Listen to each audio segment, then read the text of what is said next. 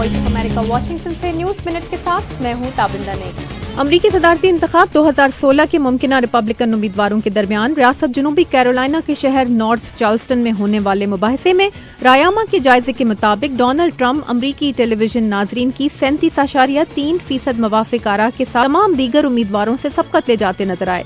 Jakarta دھماکے میں ملوث مشتبہ افراد کی تلاش میں پولیس چھاپوں کے دوران ایک شخص ہلاک ہو گیا ہے۔ پولیس نے 2 گرفتاریوں کی تصدیق کی ہے اور کہا ہے کہ دھماکوں کی فنڈنگ دولت اسلامیہ نے انڈونیشیا کے ایک شخص کی مدد سے کی۔ 13 نومبر کے پیرس حملوں میں ملوث تیسرے حملہ آور کی شناخت لاش کے ڈی این اے سے کر لی گئی ہے۔